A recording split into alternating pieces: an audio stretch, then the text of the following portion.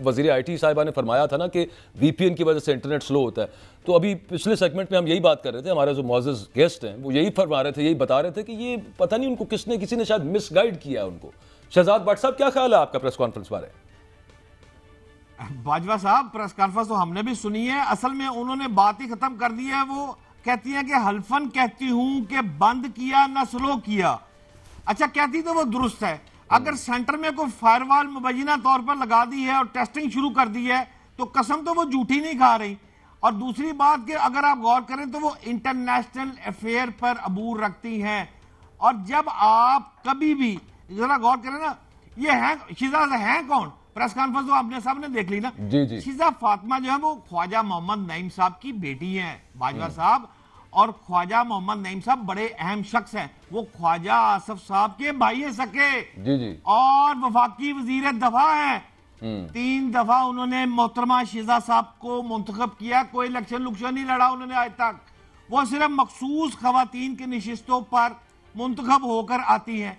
पहले भी आई फिर आई, अब फिर आई।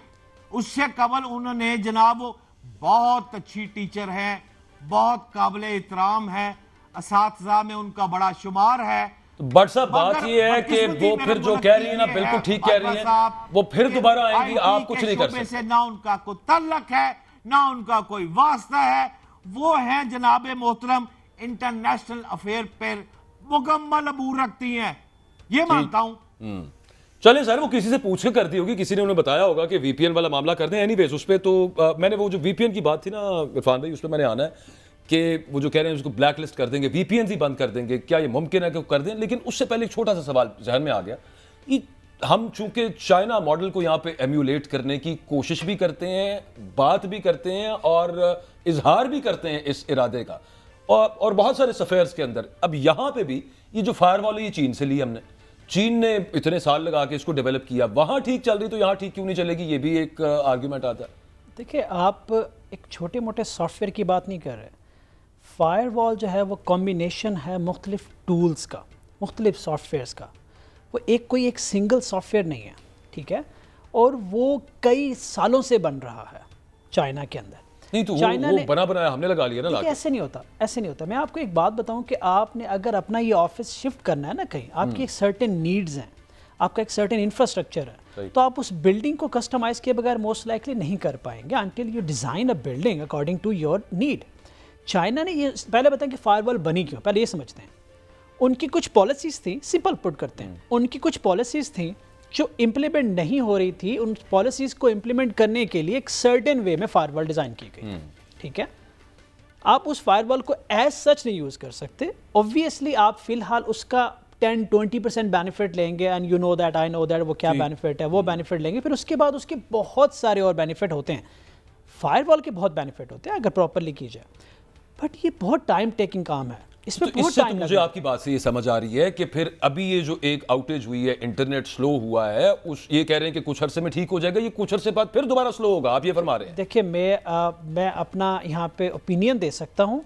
मुझे नहीं लगता ये स्टेबल कर पाएंगे इतनी जल्दी। अच्छा, it will take time. Firewall को लाना, एक ऐसी इंफ्रास्ट्रक्चर पे लगाना जो रेडी नहीं है। आप फायरवॉल को हटा लें, थोड़ी देर के लिए फायरवॉल भूल जाएं। वैसे भी आपके मुल्क में इंटरनेट के बहुत इश्यूज हैं, वैसे भी आपको 10 दफ़ा कंप्लेंट करनी पड़ती है, और कहीं केबल ख़राब, कहीं क्या ख़राब, बहुत मसाइल हैं आपके पास इंटरनेट के। उस टूटे हुए इंफ्रास्ट्रक्चर पे आप फायरवॉल लगा रहे हैं और आप ये उम्मीद रख रहे हैं कि 5 दिन 10 दिन में ये ठीक हो जाएगा, तो it hard to believe, if not impossible, it is hard to believe. Asad भाई, आपका इस पे क्या टेक है? वैसे फायरवॉल है ये दुनिया के किन ममालिक में पहले भी लगा हुआ है? मेरे अवाम को जरा इस पे भी थोड़ी सी रहनुमाई दें। चीन से तो आया ना सर, वहां पे तो लगा हुआ है। देखें, आप जिस भी बड़े मुल्क को देखेंगे, ऑलमोस्ट हर मुल्क में होता है। इसराइल में है, यूएई में है, यूएस में है, कनाडा में है, यूके में है, चाइना में है, अब पाकिस्तान में भी जा रहा है। मैं बार बार कह रहा हूँ कि फायरवॉल का होना is a good thing for the country, वो होनी चाहिए। लेकिन फायरवॉल लाने से पहले जो काम करने थे, मतलब हमने फायरवॉल कैसे लगाई है? इट्स लाइक आप एक कमरे में बैठे हैं, आपको गर्मी लगी और आपने ऑर्डर किया कि मेरे रूम में एसी लगा दो। एक मैकेनिक है, उसने थोड़ी बहुत तोड़ फोड़ की, एसी लगा, एसी चल गया, काम सही हो गया, कमरा ठंडा हो गया। लेकिन फायरवॉल इस तरह से इंस्टॉल नहीं होती, उसके लिए बहुत बड़ी प्लानिंग चाहिए होती है। पहले टीम बनती है, फिर फायरवॉल होती है। पहले फायरवॉल आके बाद में टीम नहीं बनाते। कोई हो सकता है सर उन्होंने कुछ सोचा ही हो, पहले टीम उन्होंने बना ली हो, हमने बताया। अच्छा मैं असद भाई को जरा, मेरे मुल्क का करोड़ों रुपया लग गया है, और करोड़ों नहीं बट साहब 30 अरब रुपया मुबैना तौर पे जो रिपोर्टेडली, वो कहते हैं जनाब इत्तेफाक से लग गया। ये कैसी बातें हो रही है आपके रिपोर्टेडली 30 अरब रुपया लगे, आप करोड़ों पे बैठे में। अच्छा मैं असद बेग साहब का इस पे ओपिनियन लेना चाहता हूं। असद भाई, ये जो अभी इरफान साहब भी बात कर रहे हैं कि बहुत से मुल्कों के अंदर फायरवॉल इज इंस्टॉल्ड, पाकिस्तान, अच्छा हम तो यहाँ पे चीन की तरफ देखते हैं ना कि यार वहां हो गया तो यहाँ क्यों नहीं हो सकता। अब मुझे पता चला कि तो हर मुल्क के अंदर है, and it's a good thing also. So आप क्या इस बात से एग्री करते हैं जो इरफान साहब कह रहे हैं कि पाकिस्तान बाकी ठीक है अपना, लेकिन हम रेडी नहीं है उसके लिए, हमारे पास वो इंफ्रास्ट्रक्चर मौजूद नहीं है, हम अपना नुकसान कर बैठेंगे फायरवॉल से। Do you agree to this? देखिए मैं जो पैनलिस्ट आपके हैं उनकी 2-3 बातों से एग्री करता हूँ। नंबर 1 तो ये कि जो फ्यूचर स्टेबिलिटी है वो मुझे नजर नहीं आ रही। मैं I agree with that, because future stability का मतलब ये है कि जब आपने एक दफ़ा DPI इंस्टॉल कर दिया तो उसके बाद अगर तो आपकी बैंडविड्थ नहीं बढ़ती, आपका ओवरऑल जो टनल का साइज है वही रहता है, तो फिर मुझे समझ नहीं आ रहा कि वो बैंडविड्थ इंप्रूव किस तरह होगी, ट्रांसमिशन रेट इंप्रूव किस तरह होगा। नंबर 1। नंबर 2, जो स्ट्रक्चर की बात की, that I completely agree with. वो स्ट्रक्चर्ड बहुत फर्क है हमारा और जिन मुल्कों की एग्जांपल दी जा रही है उनका। सो मैं अगेन उसकी बहुत टेक्नोलॉजी पे नहीं जाता, बट हमारा स्ट्रक्चर वो उस तरह बिल्ड नहीं हुआ था। नंबर 3, देखें अल्टीमेट जो ज्यादा इंपॉर्टेंट बात है, ये हम छोटी उसकी ना माइक्रो लेवल पे बात कर रहे हैं, इसको थोड़ा सा इसको take a step back and look at the big picture. करने का मकसद क्या है, ये सारी चीजें करने का मकसद क्या है गवर्नमेंट का? 1 मिनट के लिए हम सोचें, मकसद ये है कि जो ऑनलाइन नहीं वो तो ठीक है ना, लेकिन जो गवर्नमेंट हमें बता रही है वो क्या है? वो हमें बताया जा रहा है वो ये कि जो ऑनलाइन हार्म्स है उनसे डील करना है। ऐसा ही है ना सर जी? ऑनलाइन हार्म्स क्या है ये सोचने की कोशिश करें।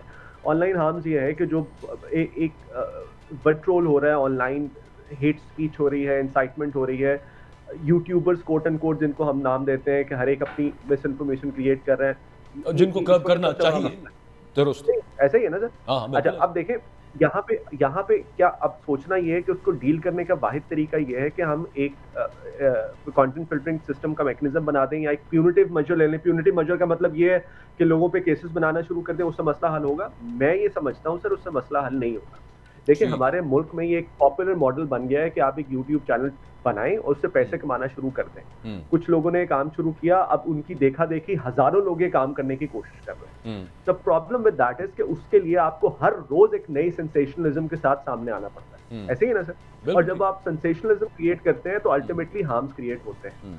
अगर सिर्फ एक काम हमारी गवर्नमेंट कर ले, और ये अगेन एक एक्सपेरिमेंट है जो कि किया जा सकता है, कि सिर्फ इतना कर ले कि लोगों को ये एजुकेट करने की कोशिश करने शुरू कर दें कि इंटरनेट से पैसे कमाने के 1 लाख एक तरीके हैं। उसके लिए जरूरी नहीं है कि आप एक वायरल यूट्यूब कंटेंट ही बनाएं या वायरल, लेकिन सबसे आसान है वाला ना। दूसरा उसमें खैर ये भी है ना असद भाई कि आप अगर कोई सेंसेशनलिज्म और वो जो येलो जर्नलिज्म कर रहा है वहां पे, या फिर वो if someone is spreading lies, miss information है, डिस इन्फॉर्मेशन है, लॉज मौजूद है हमारे यहाँ पे, कोई मसला नहीं है उस बंदे के खिलाफ आप देना है केस और उसे कहीं यार प्रूव करें आपने झूठी बात की है। भाई सर छोटी सी बात है, अल्टीमेटली इसकी सबकी जो मोटिवेशन है ना वो इकोनॉमिकल मोटिवेशन होती है। क्यों डिसइंफॉर्मेशन क्रिएट करते हैं आप सोचे ना इस बारे?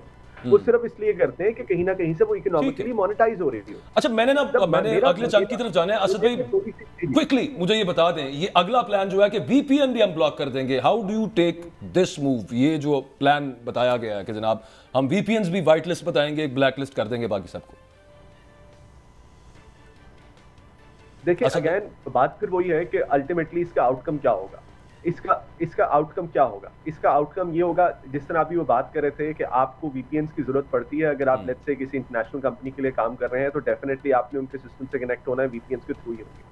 अल्टीमेटली ये जो बार टू एंट्री है वो फॉर फ्रीलांस वर्क ही हम हाई से हाई करते रहेंगे। ठीक है, बंद करने को तो इंटरनेट भी बंद हो सकता है, वो भी मसला नहीं है, लेकिन बात ये है कि उसका आउटकम क्या होगा, उसका इम्पैक्ट क्या होगा, ये सोचने की जरूरत है। बिल्कुल ठीक है। अच्छा मैं जाना है उसकी अगले चंक की तरफ, आपका इस पे क्विक कमेंट इरफान भाई, आपकी टेक इस पे क्या है? VPNs पे मैं बात करता हूँ कि जब आप इंटरनेशनल कंपनीज के साथ काम कर रहे होते हैं तो VPN की सिलेक्शन आप नहीं करते। आप उनके प्रोवाइडेड VPN पे काम करते हैं, क्योंकि एक इंटरनेशनल कंपनी बहुत मुख्तलिफ ममालिक में ऑपरेट कर रही होती है, वो आपको VPN देती है करना है।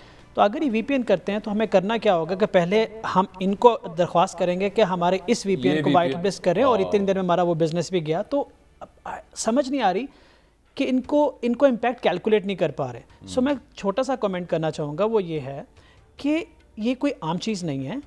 थोड़ा सा फ्रीलांसर्स इंडस्ट्री को अंडरस्टैंड करें कि वो बच्चे कैसे काम करते हैं, कितनी मेहनत करते हैं, किस तरह से काम लाते हैं, काम जाने के बाद उनका क्या नुकसान होता है, टेक कंपनीज कैसे ऑपरेट करती हैं, ट्रस्ट फैक्टर कितनी देर में बिल्ड होता है, ग्राउंड लेवल पे जाके रिसर्च करके डैमेज को अंदाज़ा लगाने के बाद कोई पॉलिसीज़ बनाएं